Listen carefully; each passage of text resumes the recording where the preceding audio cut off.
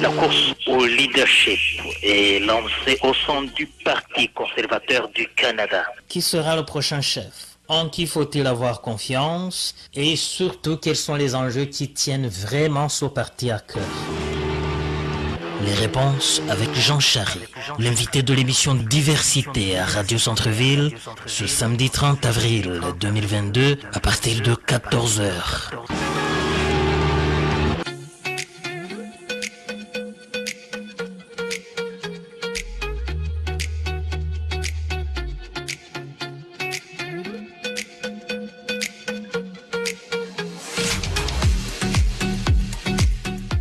Monsieur Jean Charest, ancien Premier ministre, qui déjà se prépare, comme je vous l'ai dit, qui est en mode campagne pour les prochaines élections fédérales. Monsieur Charest, d'abord, doit se faire élire à la chefferie du Parti conservateur du Canada. Donc, il était au micro d'Ismaïla Mbonigaba. Jean Charest, bonjour. Hello, bonjour. Bienvenue à Radio Centre-Ville. Ben merci, c'est très... Est-ce que je peux vous appeler Ismaël? Ça vous convient? Ça me convient, monsieur. OK. La course au leadership est officiellement lancée au sein du Parti conservateur du Canada. Êtes-vous parti du bon pied, comme on dit en athlétisme? Oui, on est parti du bon pied. On est parti... Vous savez, c'est une course, Ismaël, qui a sa propre logique. Hein? Ben, ce sont les membres, d'abord, en règle, qui voteront. Et les membres en règle doivent acheter leur carte de membre d'ici le 3 juin prochain. C'est la date butoir, après quoi ils sont éligibles pour voter pendant l'été avec un bulletin de vote qui arrivera par la poste. Et c'est un bulletin préférentiel où vous indiquez votre premier, deuxième, troisième choix, etc. Et c'est une centaine de points par comté. Alors, la mécanique est un peu complexe là, pour les personnes qui ne sont pas initiées, mais elle est bien partie. Nous, on est beaucoup sur le terrain. Et on est beaucoup dans le recrutement. D'ailleurs, on dit à tous ceux qui pensent ou espèrent ou qui veulent soutenir ma candidature d'aller à jeancharest.ca et de prendre une carte de membre. C'est ce qu'on fait à chaque occasion. Et le grand rendez-vous, c'est en septembre, le 10. Quels atouts avez-vous en poche qui vous rendent le meilleur candidat? Donc, je rappelle que vous êtes en compétition avec 7 autres aspirants. Oui. Et nous saurons bientôt, là, dans les jours qui viennent, qui seront sur le bulletin final, parce que il y a encore un délai pour rencontrer ou pour adhérer ou entrer dans la course. Il y a, moi, essentiellement, Ismaël, je suis dans cette course parce que j'ai une passion pour le Canada. Ça a été l'histoire de ma vie. Ça a été le fil commun de toute ma carrière politique.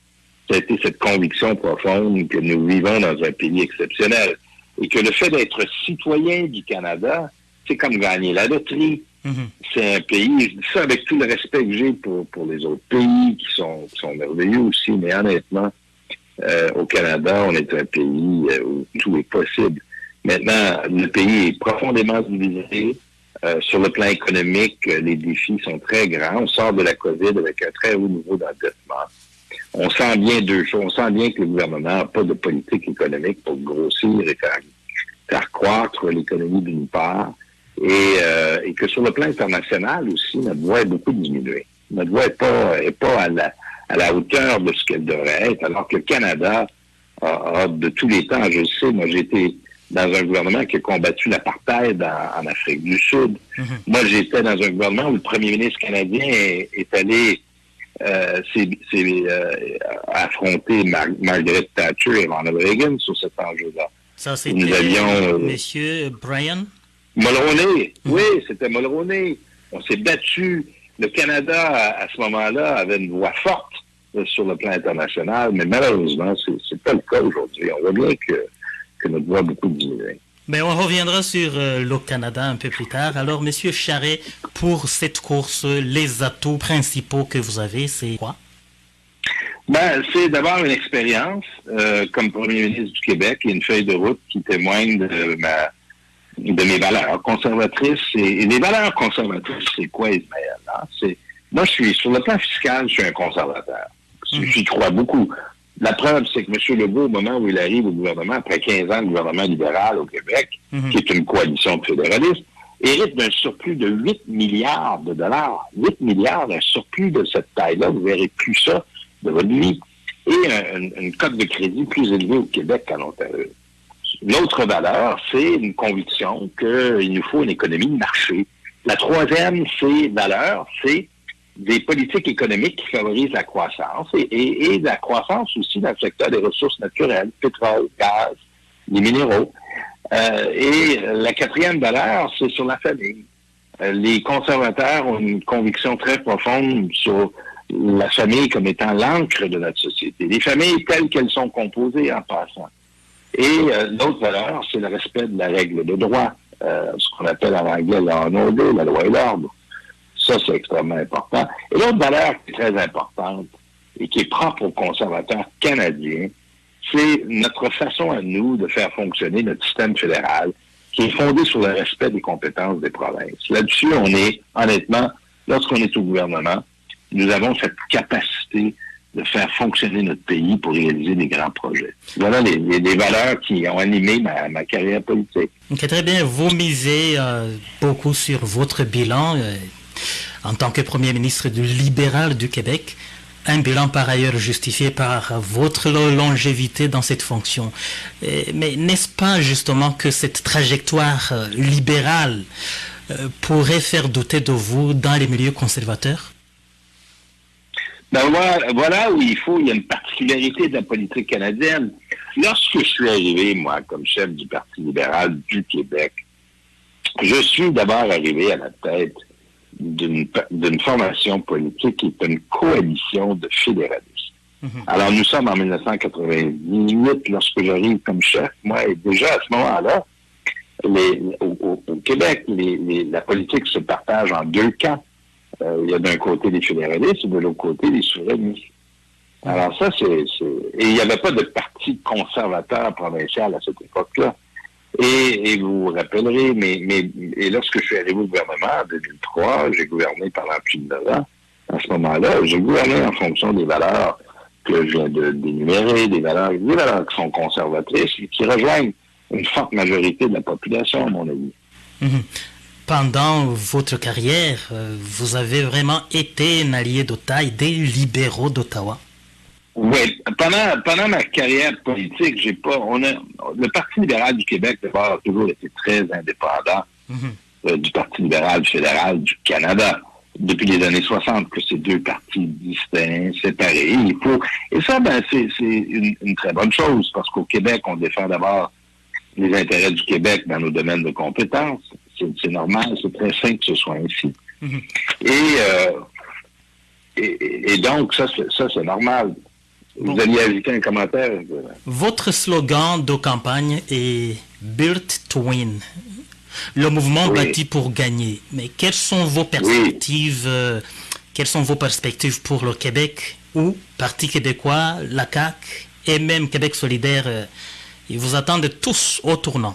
Ah ben voilà, le thème est très lié au fait que nous venons de perdre 3 campagnes électorales consécutives. Les conservateurs au niveau fédéral ont perdu en 2015, 2019, 2021.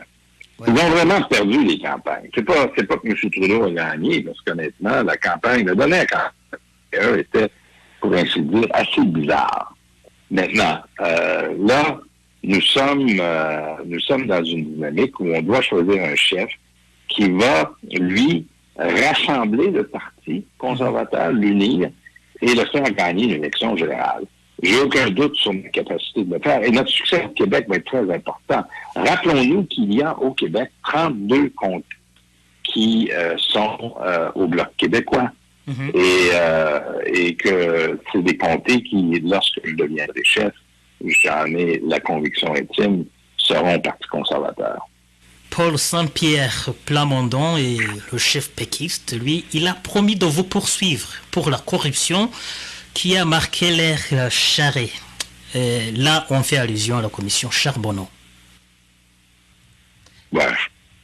Je ne sais pas quoi vous répondre là-dessus, à part que de vous dire que tout ça n'est que du vent. Honnêtement, je ne serais pas dans la course au leadership si j'avais le sentiment que j'avais quoi que ce soit à me reprocher. Alors, monsieur, peu importe, là, on voit bien que c'est des gens qui sont un peu désespérés, qui cherchent toutes sortes d'arguments, mais les gens me connaissent, ils connaissent ma feuille de route, ils savent qui je suis. Et là-dessus, honnêtement, j'ai pas de souci. Le Parti conservateur est confronté au clivage interne. Les clivages d'ordre idéologique sont des clivages qui aliènent au parti les appuis, notamment en ce qui concerne l'avortement, le mariage gay et les réchauffements climatiques. Comment est-ce que vous pensez que vous allez mobiliser les troupes conservatrices autour de ces questions? Un parti politique, c'est une institution vivante et qui évolue dans le temps, qui rassemble des hommes et des femmes qui partagent des valeurs communes, des valeurs conservatrices que je viens d'énumérer, et qui, dans le temps, déploient les valeurs, les pratiques lorsqu'ils sont au gouvernement, dans le contexte où ils se trouvent. Alors, il est normal qu'un parti évolue. Et chaque chef vient marquer le parti aussi. Maintenant, là-dessus, le travail et le mandat du prochain chef, et c'est ce que je ferai, ce sera d'unir les députés. Et d'unir le caucus et d'unir le parti. Là-dessus, j'ai confiance. Je l'ai déjà fait dans le passé, je le ferai à l'avenir. Et il faut le faire en respectant le fait qu'il y a à l'intérieur d'une formation politique des gens qui peuvent avoir des vues divergentes sur certains enjeux. Par exemple, il y a des gens qui se décrivent et qui se considèrent comme étant, sur le plan social, plus conservateurs. Mais souvent, c'est qui ces gens-là? C'est des gens pour qui leur vie est fondée beaucoup sur leur foi, sont très attachés à leur famille, à leur communauté, leur église. C'est quand même des gens exceptionnels.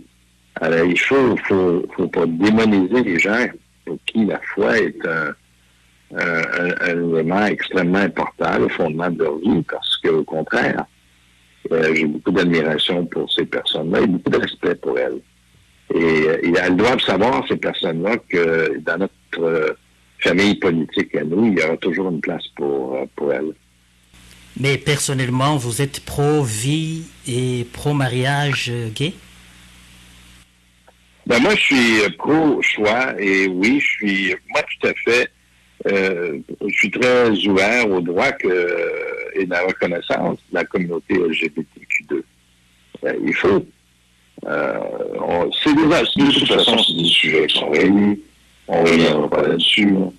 Et que lorsque j'étais au gouvernement du Québec, c'est des sujets sur lesquels nous avions des perspectives très claires. Et là-dessus, c'est pas un sujet pour moi. Je pense que le parti et le gouvernement ont déjà passé l'étape de ces débats. Mais ça ne veut pas dire qu'il ne faut pas non plus, il faut continuer à respecter la perspective de ceux qui sur la question pro-vie, pro-choix, ont des opinions différentes. Jean Charest, Premier ministre en devenir du Canada. Votre slogan dit ceci: nous croyons que le Canada peut faire mieux. En quoi, par exemple? Sur le plan économique, on peut faire beaucoup mieux. Vous savez, sur le plan économique, actuellement, toutes les mesures, les prises par le CDE prévoient une croissance anémique du PIB et la productivité. Je pense que sur le plan économique, il nous faut des politiques fondées sur la croissance de l'économie pour grossir l'économie. Et ça veut dire aussi un développement de nos ressources naturelles, le pétrole, le gaz, les pipelines, ça veut dire le secteur minier, qui est extrêmement important au secteur, par exemple, des voitures électriques ou des énergies alternatives. Alors ça, c'est ça que j'entends. J'entends aussi sur le plan de la santé, par exemple. Moi, j'ai proposé une politique santé où on change la loi canadienne sur la santé pour donner plus de liberté aux provinces, d'introduire de nouveaux modèles pour la livraison de soins de santé. Là aussi, le système de soins de santé canadien a été durement éprouvé par la COVID. Et il faut maintenant reconstruire et soutenir surtout les hommes et les femmes qui ont travaillé dans les réseaux, qui sont des héros. Déjà qu'avant la COVID, le système était déjà mal en point. Alors là, il faut ouvrir davantage pour permettre aux provinces de développer de nouveaux modèles pour livrer les soins de santé. Et moi, je propose qu'on maintienne le principe d'un payeur unique, c'est-à-dire que les gens ne paient pas pour recevoir des services, et qu'on pourrait très bien faire jouer un rôle plus important privé. Tu vas connaître davantage les diplômes des immigrants récents qui viennent au Canada. Ça, Ismaël, il semble qu'il y a une logique là-dedans. Là. Infirmière, médecin, ingénieur, enfin.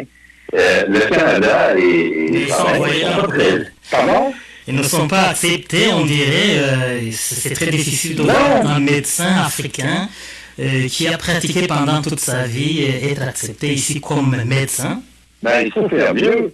Il faut reconnaître les diplômes et les qualifications de ceux qui viennent ici. C'est investir dans le pays.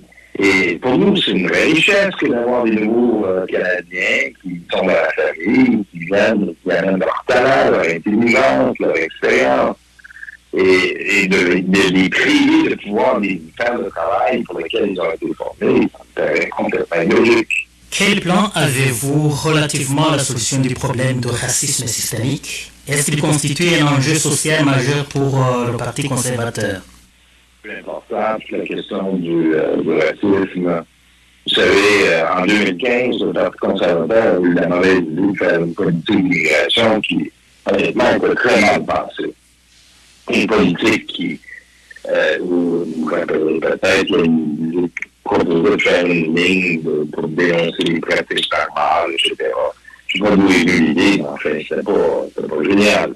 Et là, il nous faut une politique qui encourage l'intégration. Et pour moi, la meilleure façon d'encourager l'intégration, c'est de reconnaître les qualifications.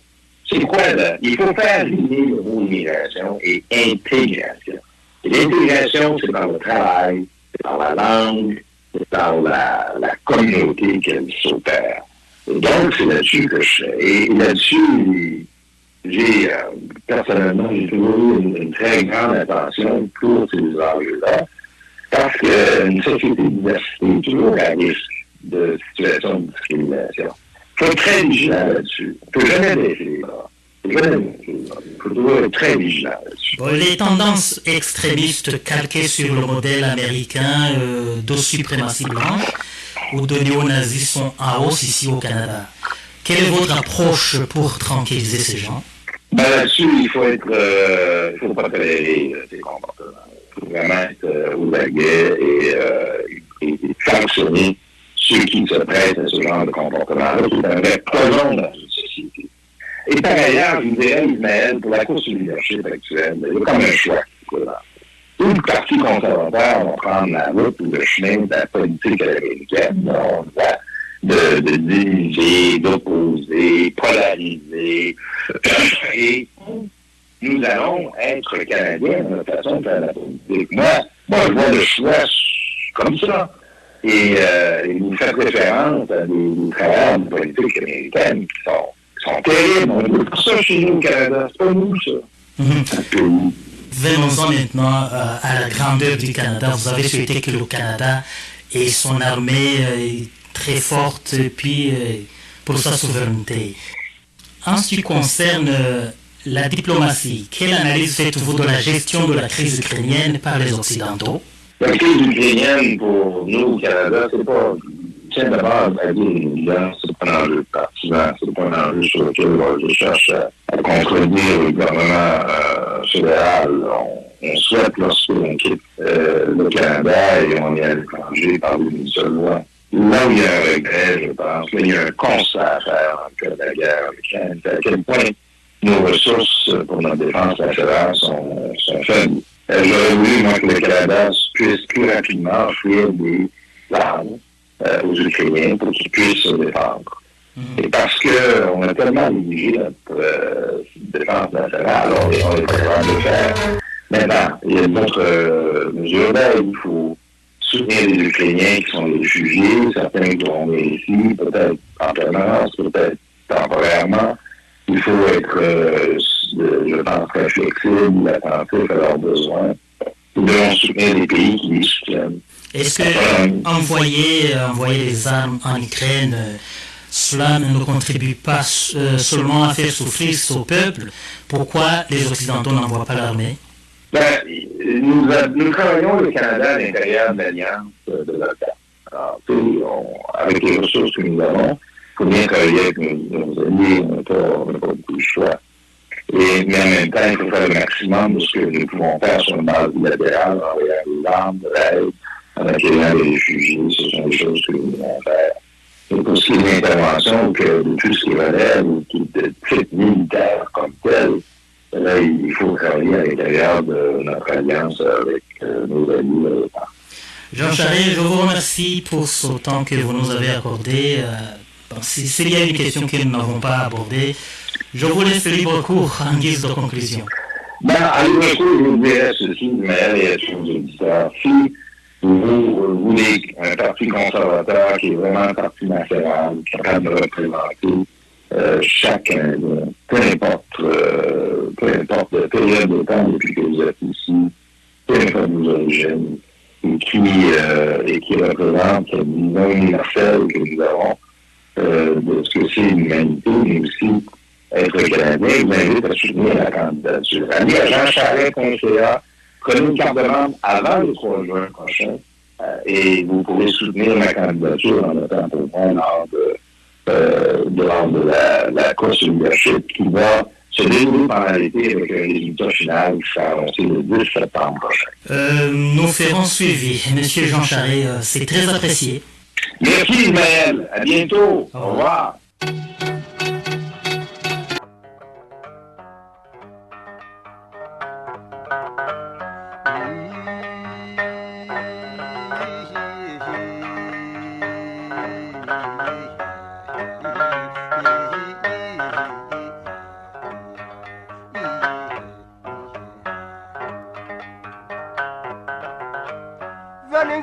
Yindi mwana wa mama tubiture amacari warubuza cyuma urwase muzigura nzamusabi azayimpa ndabiziga mazi nararaye